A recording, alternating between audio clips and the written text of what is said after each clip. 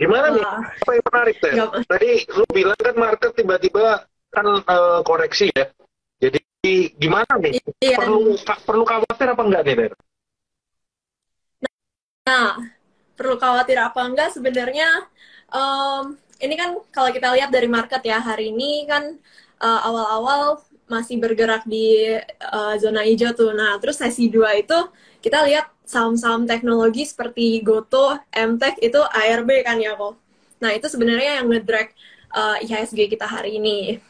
Nah, sebenarnya mau khawatir apa enggak sebenarnya juga tergantung ini kan kedepannya juga ada beberapa data ekonomi ya dari makro, nanti malam ada data jobless claims, besok ada dari inflasi China yang cukup krusial juga ya, dan minggu depan juga tanggal 14 itu ada inflasi US. Nah, itu juga sebenarnya penting untuk teman-teman kita semua perhatikan juga nih, karena ya dari market market dari kemarin itu kan sebenarnya dari Fed speech the Fed itu yang the Fed itu bilang, oh ini udah mulai disinflasi nih, inflasi sudah mulai Ya. dalam tren turun. Nah, itu market responnya positif. Terus besoknya lagi ada Fed minutes, ada Fed speech lagi ya kok ya, di beda daerah di Ya. US. Nah, itu ngomongnya, oh akan tetap harus naikin suku bunga nih, karena targetnya masih jauh di 2%, sedangkan sekarang ini masih di 6,5%. Jadi market mulai panik lagi nih. Jadi sebenarnya dalam short term, ya market ini masih agak volatile sih aku.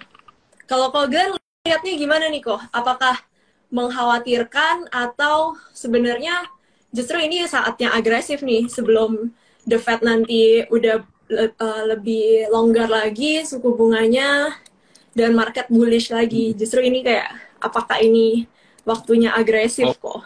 oke. Sebenarnya mungkin kalau teman-teman pernah dengerin Pak Fahrul ya, Pak Fahrul, Bang Bernard dan lain-lain. Sebenarnya kan view kita itu kurang lebih sama ya, karena kita sering diskusi sama Pak Fahrul. Jadi market ini eh, sebenarnya market yang berekspektasi the Fed ini akan lebih cepat pivot ya kan. Awalnya mereka ekspektasi suku bunganya 5,1, habis itu ya udah Fed akan mulai pivot. Yaitu berarti kenaikan 25 basis point, akan ada kenaikan 25 basis point lagi, habis itu ya udah gitu kan. Nah, tapi balik lagi dengan komentarnya kayak Jerome Powell kemarin dari The Fed, ya sebenarnya nggak menutup kemungkinan bahwa suku bunga ini akan terus tinggi kalau misalnya inflasi nggak cepat mereda.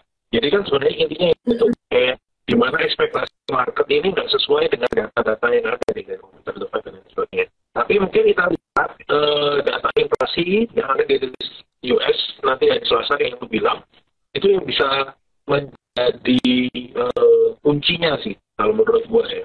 Karena memang data job market non farm payroll kemarin itu beberapa hari yang lalu bagus, tapi apakah ini cuma seasonal, apakah cuma musiman karena habis liburan, jadi itu ada kenaikan dari data pekerjaan, karena non farm payroll itu kan untuk kerjaan yang part time juga masuk ya, jadi bisa ke double count. Ya, apakah itu cuma seasonality apa enggak? Ya kita coba tunggu. Ini suaranya masih kerasa-kerasa atau udah aman? Kalau di gua kresek-kresek sih kok. Tadi juga ada yang ada teman kita yang bilang suaranya Masih kresek-kresek juga nih kok. kerasa-kerasa. Masih dan agak blur gitu kok. Oh, oke oke oke. Bentar. Wah, Tes tes pakai tes. pakai jaringan apa Wah, nih kok? ini Wah, udah udah. bagus nih. Pakai jaringan Wah, apa nih kok? pakai IndiHome nih gimana nih Telkom nih? Wah, ternyata Telkom kayaknya Ya pantesan kayaknya ya. kita mesti sell Telkomnya nih. koreksi. Ini masih kerasa-kerasa nggak? Masih ya? Oh, udah aman kok. Udah much Ini better. udah ya, udah oke ya sekarang. Iya. Oke. Iya Ya. kok. Tadi sampai ya yang non farm payroll ya. Mhm. Ya balik lagi.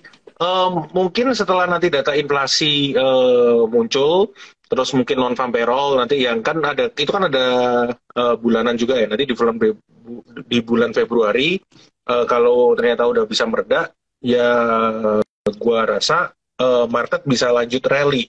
Tapi mungkin itu juga untuk short term aja. Ya mungkin apakah nanti sampai semester satu atau ya nanti intinya kita mesti ngelihat The Fed ini eh, akan mulai pivot itu di kapan. Kan market sekarang ini udah mulai expect market, The Fed itu sampai 6% ya. Jadi karena Ya, ekspektasinya udah mulai dari 5,1 ke 6%, jadi misalnya nanti The Fed lebih agresif, market ini menurut gua ya paling akan koreksi-koreksi dikit, habis itu ya udah mulai normal. Karena udah mulai price in dengan ekspektasinya yang baru. Nah, kalau sekarang ini kan ekspektasinya market ini kan masih di 5,1. Tapi begitu The Fed-nya agresif, ya udah marketnya koreksi. Begitu market itu nanti ekspektasinya udah mulai banyak atau majority ke 6%, kayak oh ya udah deh. Oh, The Fed ternyata belum pivot. Oh ya udah deh, ya gua rasa market juga nggak akan koreksi separah itu kalau nanti ekspektasinya udah mulai berubah. oke. Jadi ini sekarang sedang pricing in dulu ya kok ya. Iya, Iya, iya, makanya inflasi nasional nih. iya, iya, iya. Oke, oh nanti kita, ya berarti nanti akan 8.30 kok kalau rilis ada jobless claims nih. Iya, iya. Nah, kalau misalnya jobless claims-nya juga masih masih rendah, berarti job market masih kuat. Nah, ini potensi lagi ya kok USD bisa makin kuat. Iya, iya, iya, ya, that's one thing lah. Terus ini kan sebenarnya ada beberapa data yang menarik nih, Ter. Yang selalu kita bahas tahun ini kan sebenarnya tahun consumer, yang tahun menarik untuk consumer. Tapi kenapa kita itu selalu bilang consumer yang basic needs itu menarik, rokok itu mungkin juga lumayan menarik. Tapi kita selalu bilang Unilever itu nggak menarik kan. Kita selalu bilang kayak aduh Unilever itu kayaknya consumer yang susah naik lah. Nah, kebetulan ini kan laporan keuangan full year-nya ini udah keluar ya teman-teman. Di mana laporan keuangan Ya, full year-nya ini kan sebenarnya di bawah ekspektasi market dan konsensus nih. Kalau teman-teman lihat untuk full year net profit-nya itu malah turun dibandingin tahun lalu karena ya biasa ya perusahaan seperti Unilever ini kan dia ada mesti bayar royalti, mesti bayar marketing and promotion karena kan penjualannya ini terus turun jadi mereka mesti promotion lebih kencang nih sedangkan royalti ya yang dibayarkan ke Unilever pusat tetap gede gitu angkanya tetap terus di luar itu revenue secara Q on Q juga flat agak turun sedikit jadi menurut gua kayak Unilever ini tesis kita ini bener nih meskipun orang-orang ini consumption kayak mungkin Indomie makanan dan lain sebagainya itu masih oke Unilever ini kan bukan kebutuhan pokok sebenarnya kan. Lu mau pakai sabunnya Unilever, lu mau pakai sabun merek lain, ya sama-sama berbusa, sama-sama wangi kan. Lu mau keramas pakai benar. shampoo-nya Unilever, lu mau keramas pakai sabun lain juga sama aja kan, berbusa dan wangi gitu. Jadi menurut gua, Betul. balik lagi ya teman-teman, meskipun tahun ini kita ini tesisnya consumer, cuman teman-teman mesti selektif. Unilever menurut gua Ya, kurang menarik. Gimana menurut lu, Teh? iya. Unilever ini kan juga dia kan ada dua dua main segmen ya untuk yang home and personal and body care dan Ya, juga yang makanan yang home and personal care itu aja udah 70% nih menyumbang top line. Dan itu sebenarnya segmen yang lagi declining nih karena kan sekarang kita lihat local brand itu lagi naik-naiknya kan. Kayak banyak brand-brand ternama sekarang yang udah juga online juga bisa dapat cepat aksesnya, market share-nya udah bertumbuh. Jadi emang Unilever hari ini resultnya cukup ya, mengecewakan ya kok ya. ya, ya, ya. Ya, Benar-benar. tapi emang sudah mature juga ya Ya, company-nya. Nah hmm, kok kalau kita mungkin ini ada yang banyak yang nanya emiten nih. hmm, Mungkin kita ya, nanti akan ke sana.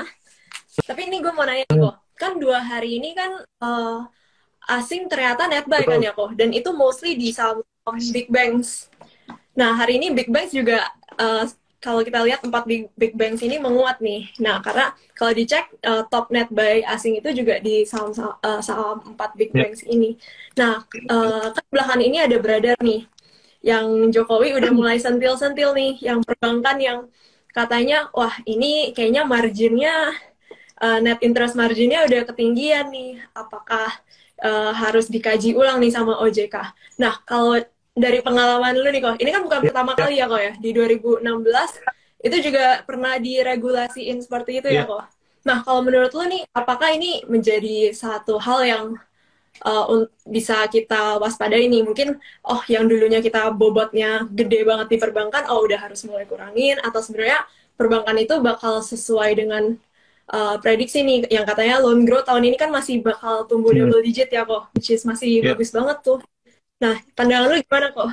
Kalau menurut gua, kalau misalnya pemerintah mau gila, mau kayak diterapin, ya bisa-bisa aja. Kalau misalnya mau gila, wah nggak peduli, pokoknya kita mau menerapkan apapun konsekuensinya, bisa aja.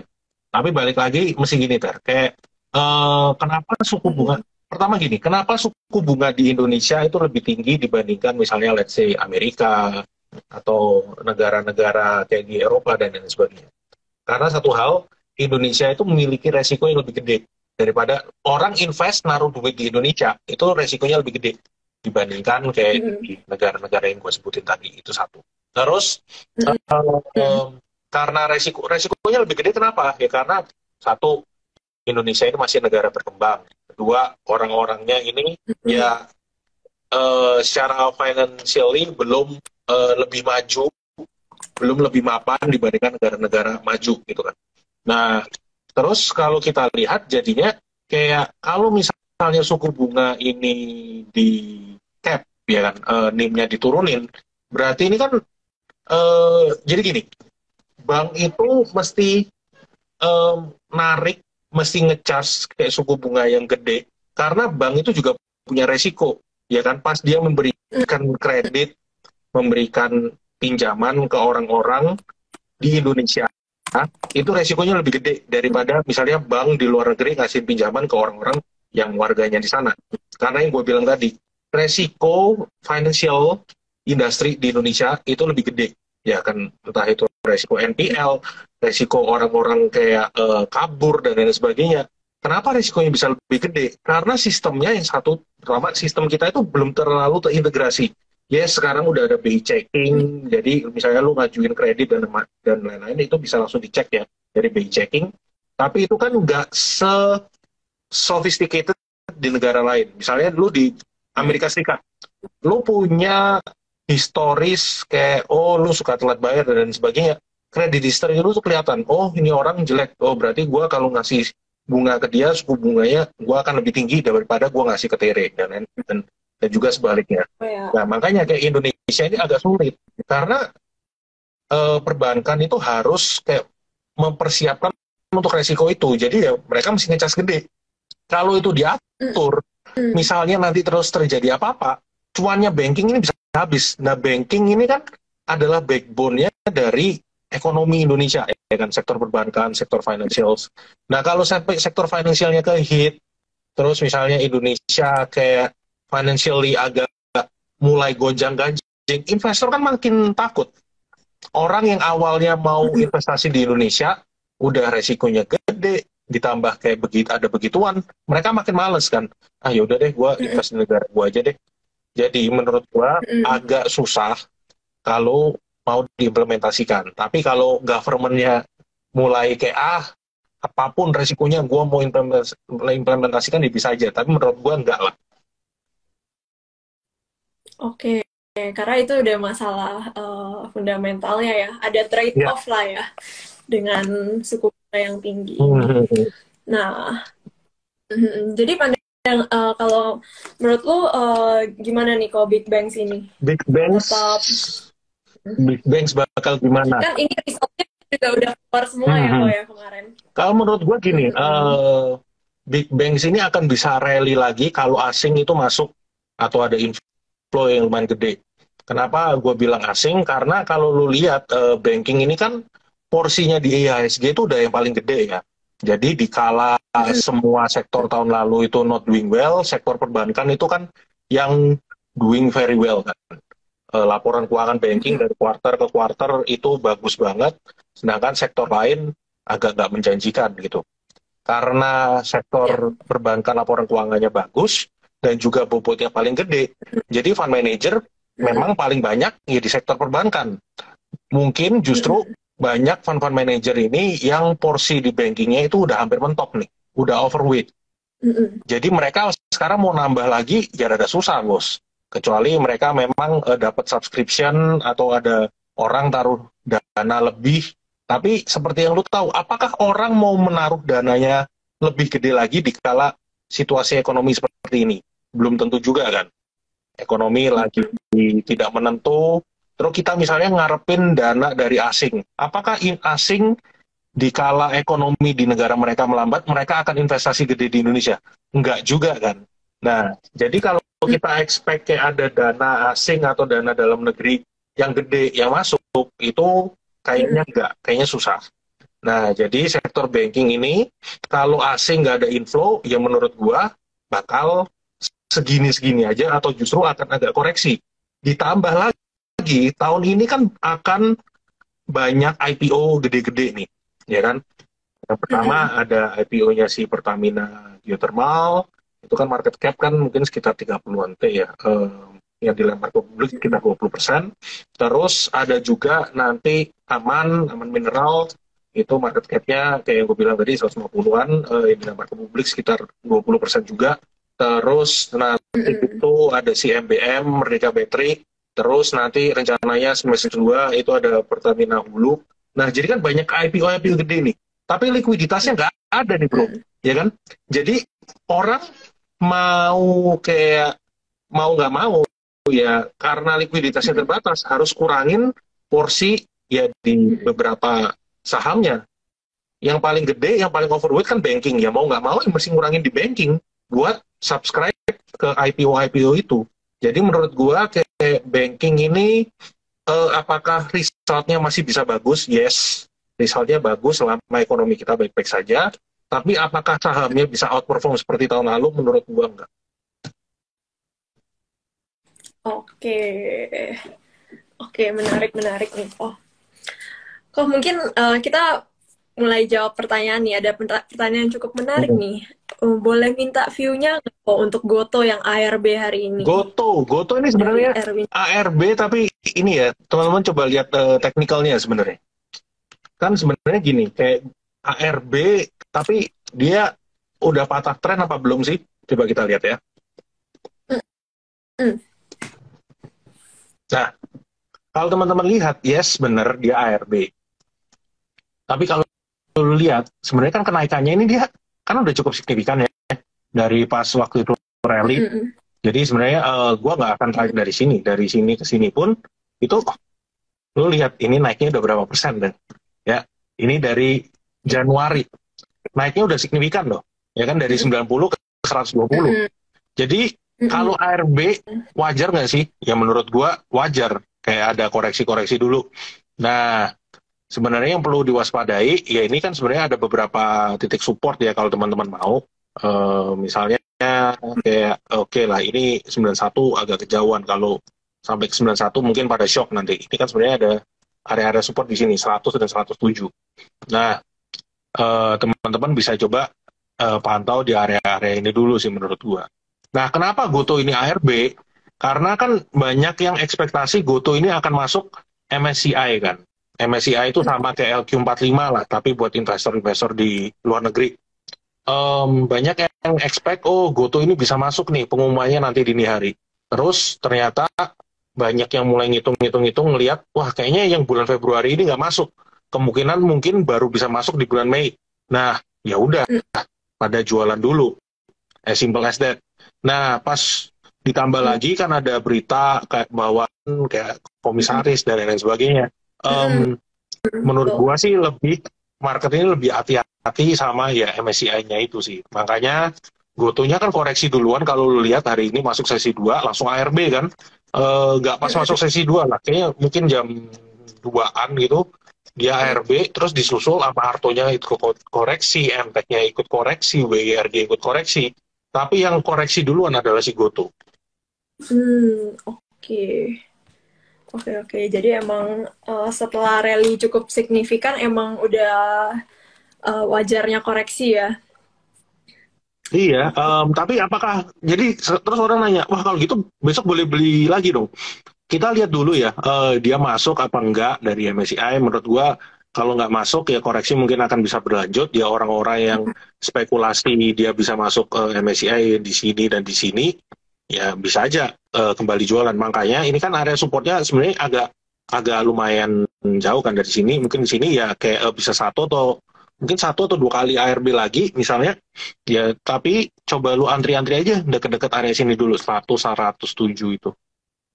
Oke, jadi teman-teman bisa perhatikan area supportnya di 100 sampai 107. Oke nih.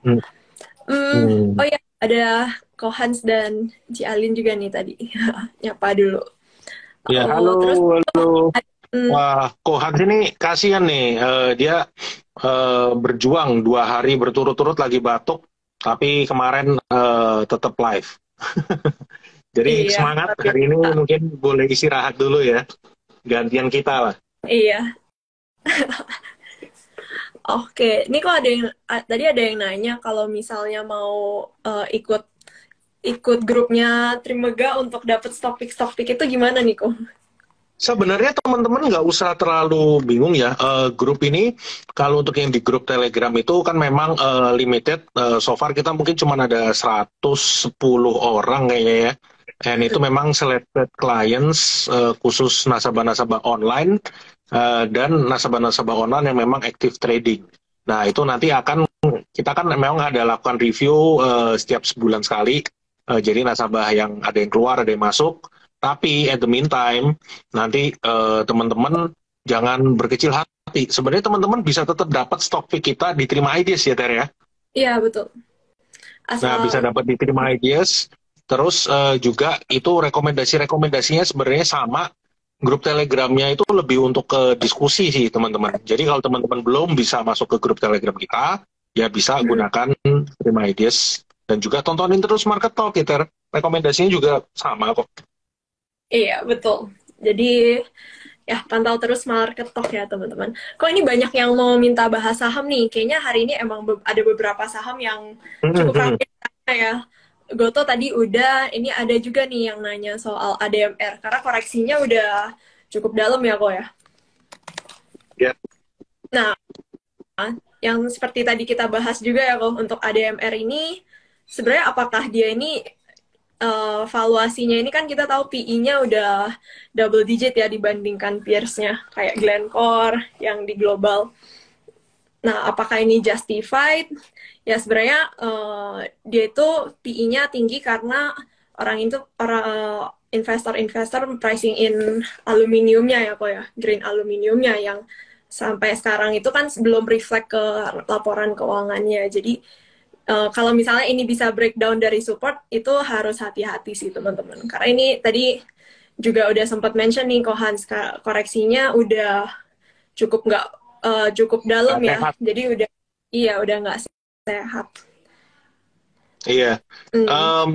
Sebenarnya ADMR ya. Mungkin kalau teman-teman ingat, ya kita pas waktu itu live juga sempat bahas di Terima Ideas juga ada kan sebenarnya di level-level ini waktu itu kita cut loss ya waktu ini break ya teman-teman. Kenapa kita lakukan cut loss?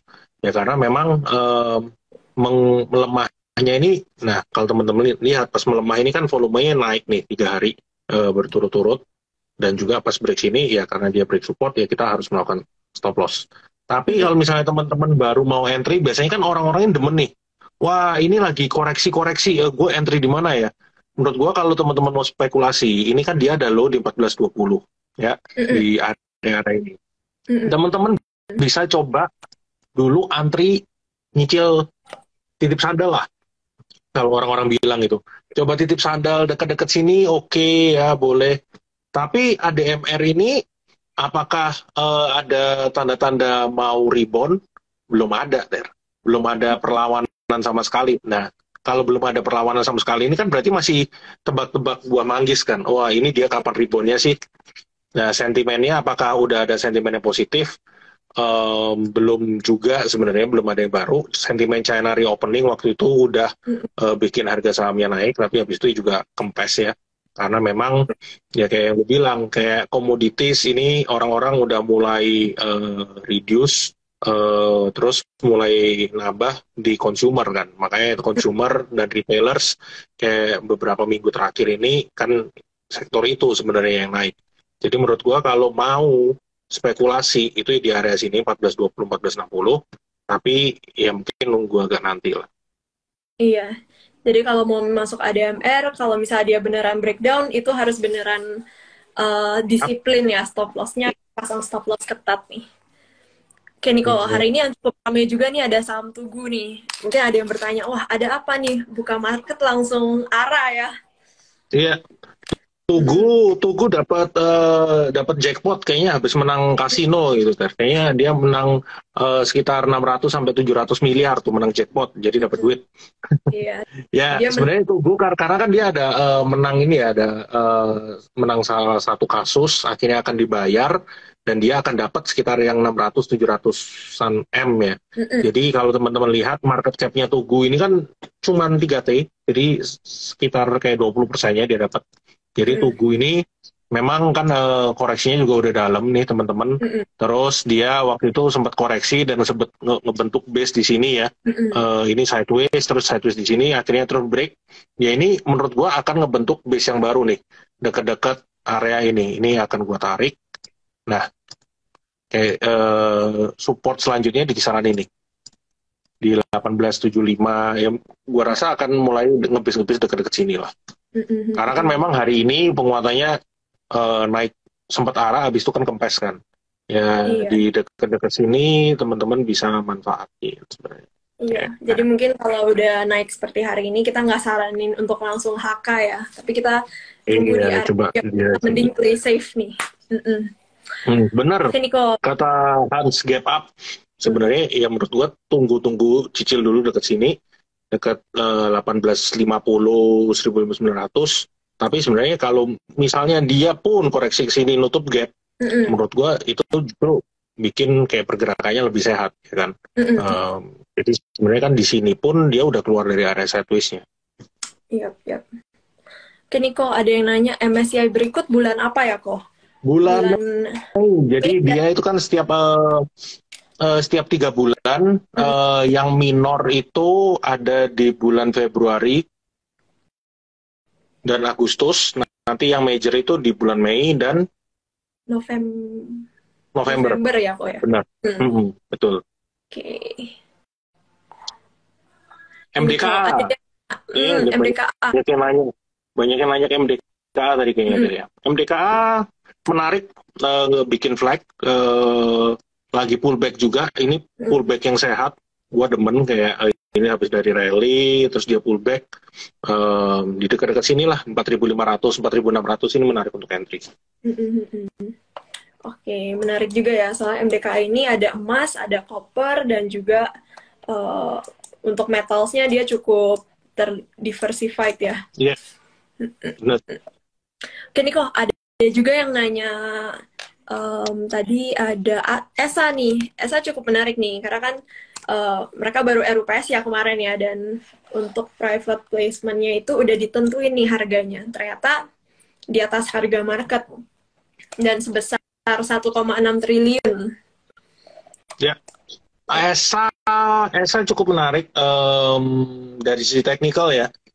Kalau dari sisi fundamentals mungkin teman-teman melihat kayak harga amonianya kan agak turun. Jadi ESA ini lebih ke corporate action play. Yang tadi bilang mau ada, mungkin nanti juga akan ada dividen setelah di RUPS ya. Kita akan tunggu ya, itu kalau nggak salah bulan depan ya Ter ya. Bulan Maret kalau nggak salah. Jadi sebenarnya ESA ini ya lebih ke corporate action play aja. Ini kan sebenarnya juga kan benar, ini kayaknya gambar Tere tadi benar, ngebentuk berpotensi bikin inverted head and shoulders. Area-area supportnya sebenarnya dekat-dekat sini. Ini kan ada neck-nya. Dekat-dekat 950, ini dia berhasil rebound. Kalau dia berhasil break 1075, dia akan ngebentuk inverted head and shoulders. Untuk ini ESA juga cukup lumayan dibahas sama Koko Trio ya pas hari Selasa itu. Oke, nah terus ada juga nih yang nanya, kok tadi ada yang nanya nih bagusan mana Unilever atau saham ICBP? Kalau gue lebih demen ICBP karena gue makan Indomie.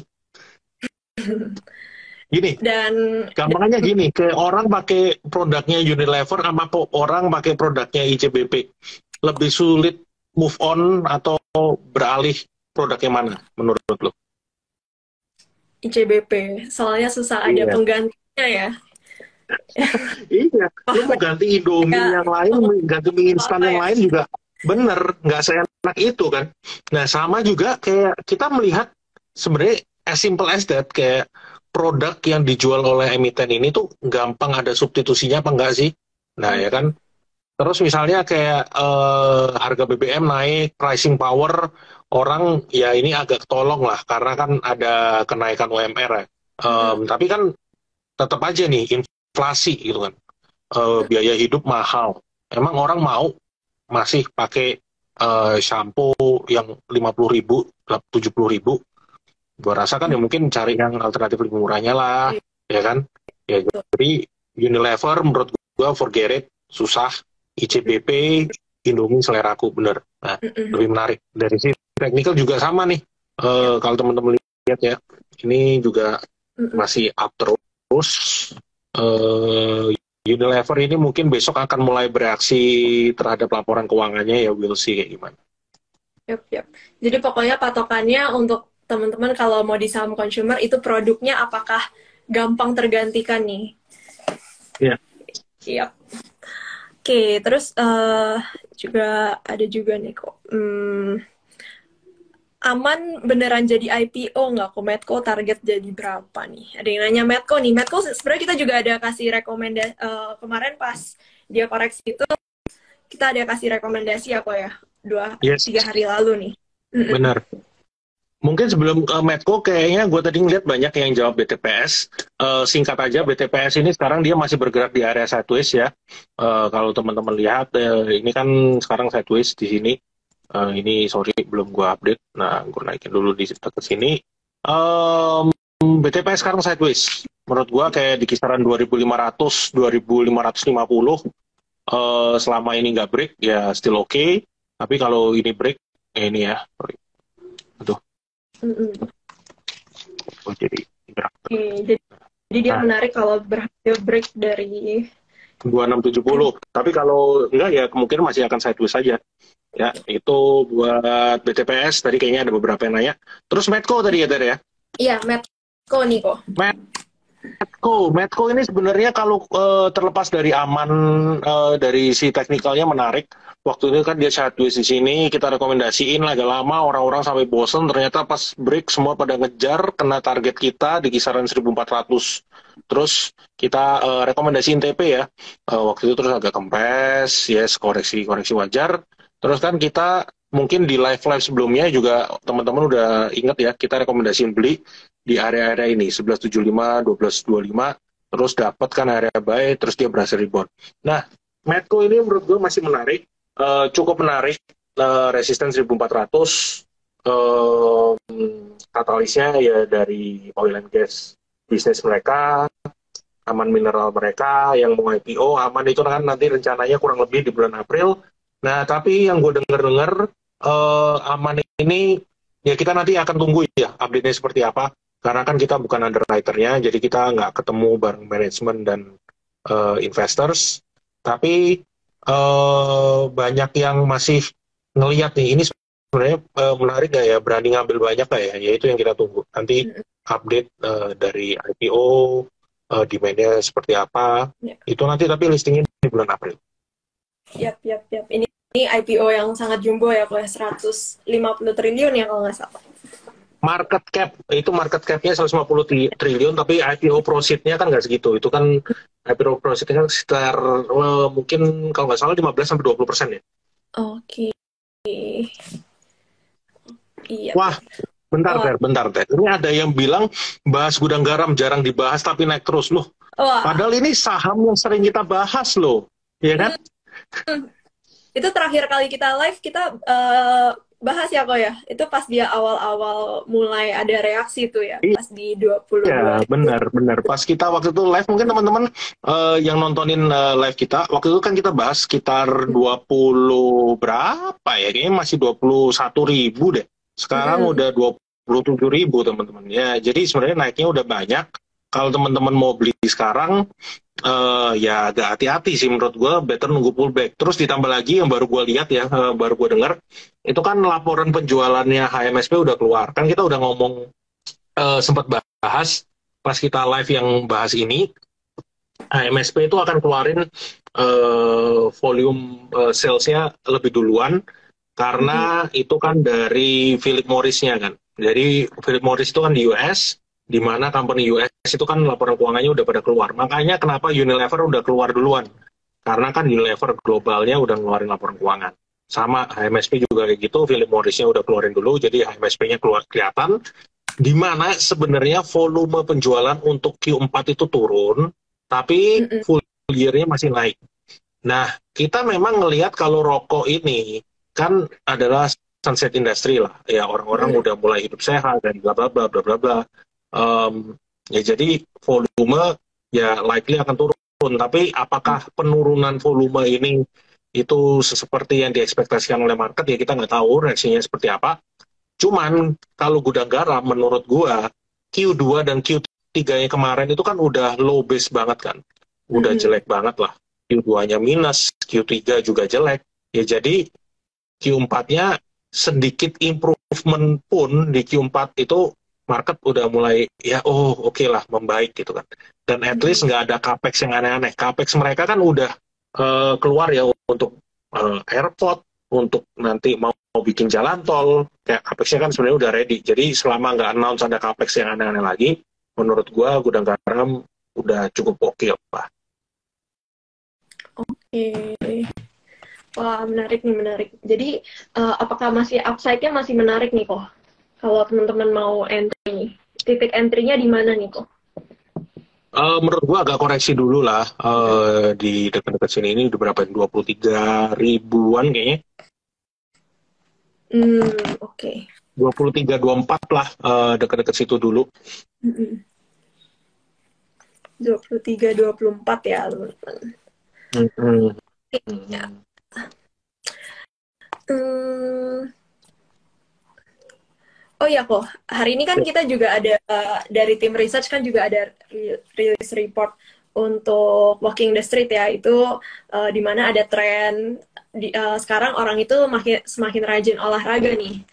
Kalau kita lihat dari trennya active lifestyle itu kan bertumbuh kan. Nah, tentunya ada emiten-emiten yang bakal potensi bisa diuntungkan dari kayak kalau kita lihat di GBK itu wah mulai rame di tempat gym. Terus kalau lihat maraton-maraton. Nah, kalau itu sendiri um, uh, menurut menurut kalian itu ada apa nih yang menarik paling menarik buat kalian nih dari saham-saham yang akan terdampak dari ini? Kalau gua sih MAPI sama ERA ya. MAPI juga ada mapanya, ERA dia ada jadi sport. Jadi gua milih dua itu, MAPI dan ERA. Ditambah lagi MAPI ini kan segmennya yang lebih resilient ya, middle up. Jadi cukup oke. Eh, Ya sahamnya sih nggak turun ya saya. Sahamnya sih stabil terus di atas. Ya sebenarnya kan waktu itu habis tren terus sideways terus naik lagi. Tapi ini juga banyak yang nanya kayak retailers, consumer apa yang menarik. MAPI ini adalah salah satunya. Terus tadi kita bilang ERA juga. ERA ini juga sebenarnya masih cukup menarik. Tapi ya memang udah naik tinggi. Kita lagi nunggu pullback sih.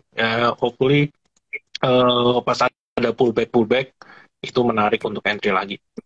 Tapi secara overall kita lihat trennya sih cukup oke ya. Dan emang era ini kan kena resisten nih dekat sini. Jadi ya koreksi-koreksi pun dekat-dekat 470 lah. Itu sebenarnya menarik untuk entry.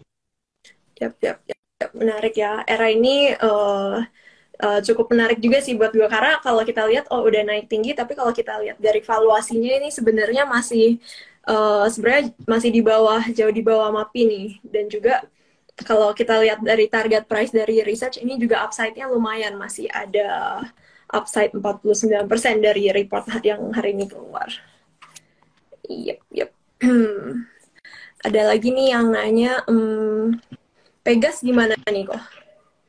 Pegas. Nah, Pegas kan saham jagoan lu nih, Ter, kayaknya ya. Wah, Waktu itu sempat jadi jagoan lu, tapi di support gimana? Ya. Cuma Yes. emang dia perginya dia kemarin setelah sentuh resistance MA20-nya udah koreksi nih. Jadi emang ini cukup saham yang cukup butuh kesabaran ya kok ya. Yap. Jadi di level ini sebenarnya downside-nya gue lihat udah cukup minimal sih kok. Sebenarnya kalau kan kemarin itu di bawah 1575 kan ya. Jadi kalau udah pegang dari area situ ya cukup ya downside-nya masih minimal sih kok. Cuma emang agak Nah, sebenarnya saham jagoan lu nih, Ter. Kita kan dari tadi kalau kita lihat ya ini kan banyak yang nanya retailers. Sebenarnya retailers, consumer kan udah kita bahas terus ya. ICBP itu menarik, MAPI, ERA itu juga menarik. Nah, mungkin orang-orang juga ingin tahu saham jagoan lu apa nih, Ter? Mungkin ada nama-nama yang unik nih. Mungkin orang-orang udah bosan, wah sahamnya itu tuh terus nih. Apa nih menurut lo? Mungkin yang hari ini ya. Hari ini tadi koreksinya cukup dalam, terus gue cukup happy nih kok yang tadi gue bilang ke lu. Itu ada SCMA. Oke. Nah, karena kalau SCMA ini gue lihat drivernya itu kan ada dari biasa kemarin sempat yang IG Live sama Kak Ando yang analis kita untuk sektor media juga.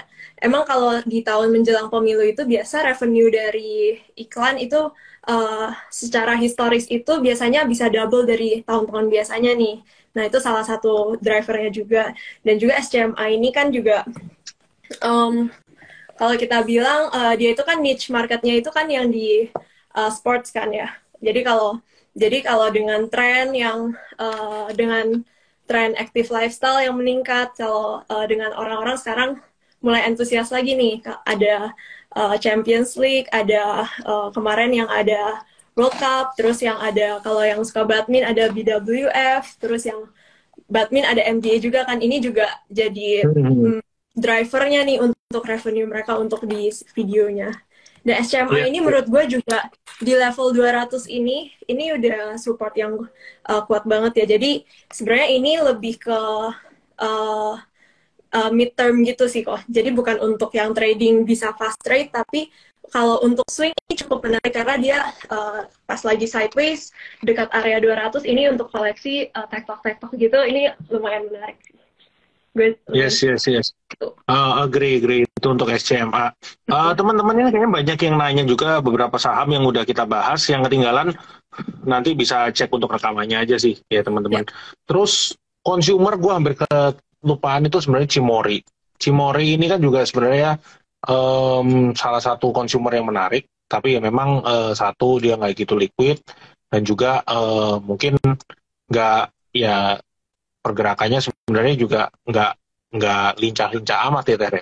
Kalau kita lihat sebenarnya kayak, ini meskipun dia kelihatannya naik banyak, tapi ini sebenarnya cuma 10%-an gitu.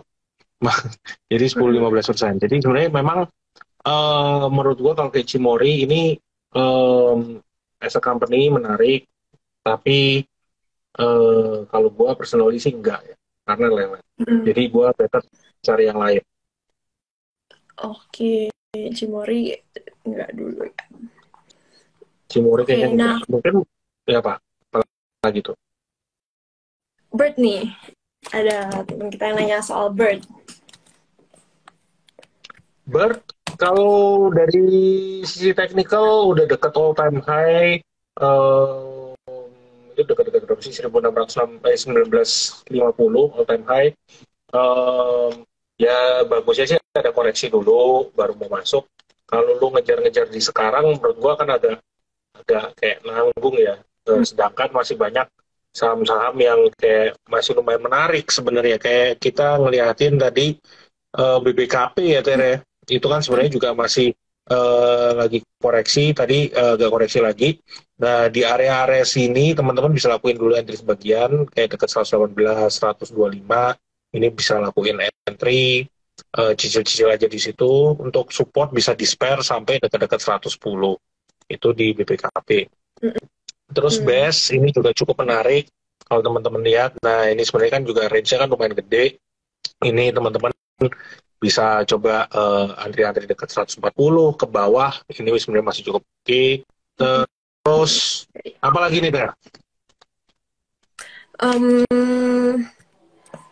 Apalagi ya, bentar. Jagoan lu. Nah kayaknya kan lu banyak saham-saham yang menarik nih.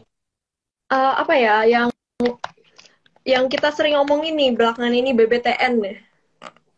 Oh iya, BBTN ini juga laporan keuangannya kan belum keluar ya, jadi sebenarnya mungkin cukup menarik. Nah, BBTN ini juga menarik nih, dia kan berpotensi membentuk inverted head and shoulders, area akumulasinya 1350 sampai 1415. 1350, 1415 ini sebenarnya area yang menarik untuk teman-teman accumulate. Ya kalau dia bisa break 1415 dengan volume tinggi, ya itu dia bisa melanjutin penguatannya. Dan kalau kita lihat target inverted head and shoulders ini kan sebenarnya sampai di level 1630 ya, tapi menurut gua kayak di 1500-an aja udah cukup oke. Oke. Jadi kita tunggu laporan keuangannya minggu depan juga ya, gitu. Iya, sembari menunggu laporan keuangan teman-teman bisa coba accumulate lah itu. Sido ini sebenarnya juga cukup lumayan menarik, tapi gua sih justru kalau Sido ini ngarep agak koreksi ke dekat-dekat sini nih. Ya 750 ini agak gua turun dikit. Nah, sebenarnya kan dia kan support kan dekat-dekat sini ya. 775 dulu gue akan coba entry dulu sebagian. Kalau sebenarnya ada pullback lebih dalam ke dekat-dekat 750, 775 itu lebih menarik sih. Tergantung karena gue belum punya barang. Kalau yang udah punya barang mungkin berharap nggak koreksi nih Ter. Sido ini kemarin dari report yang terakhir, kalau kita lihat dari kenaikan ASP dia yang tertinggi ya kok ya. Yang udah adjust ASP. Jadi teman-teman kalau di luar sana mau beli tolak angin mungkin udah sadar, wah ini kenaikannya berasa nih, kayak 12% kalau nggak salah. AMR, iya. AMRT oke, AGI oke. Mungkin satu lagi nih Ter, ya AGI ini oke ya. Hampir kena target price kita juga. Satu lagi nih, penutup. Kan banyak yang kayak yang kita bahas tadi, volume rokok ini kan turun ya sebenarnya. Tapi kayak yang kita udah bahas sebenarnya di live sebelumnya, mungkin di IG Live, di Clubhouse, di mana-mana. Rokok ini kan adalah sunset industry.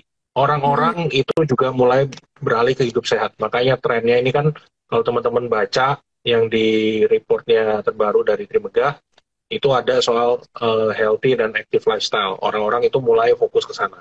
Ya, jadi nggak kaget sebenarnya kalau volume penjualan rokok ini turun. Kita rekomendasiin rokok Gudang Garam. Ingat ya teman-teman, bukan berarti kita ngelihat rokok ini adalah sesuatu yang bullish. Wah, dia bisa balik ke 50.000. Nggak, kita nggak ngelihat Gudang Garam ini bisa balik sana. Kita melihat dia ini menarik karena untuk potensi perbaikan kinerja dari Q2-nya yang buruk, ya kan, Q2 jelek, Q3 jelek. Jadi dia ada potensi kinerjanya membaik. Karena dia naikin harga, marginnya membaik. Kita nggak expect volumenya tiba-tiba, oh volume penjualan naik, orang-orang semakin banyak merokok, gitu kan. Nggak juga.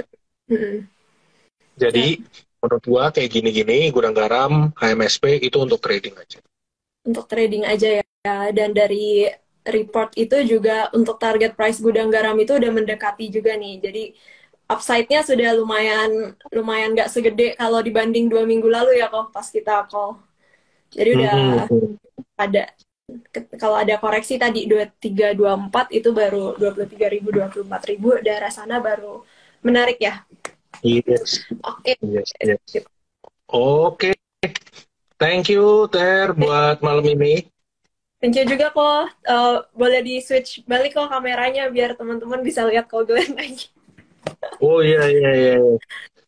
Thank you teman-teman semua. Bagi teman-teman yang ketinggalan, bisa cek ya rekamannya di Instagram Dreamka Sekuritas. Dan jangan lupa follow Tere karena banyak reels-reels yang lucu-lucu di Instagramnya Tere. Kalau Instagram gue nggak ada apa-apanya Tere, jadi follow lu aja. Boleh, boleh, boleh. Wah, thank you ya teman-teman udah nonton Market Talk. See you lagi next week di jam yang sama. Oke, Thank you bye. See you teman-teman. teman-teman.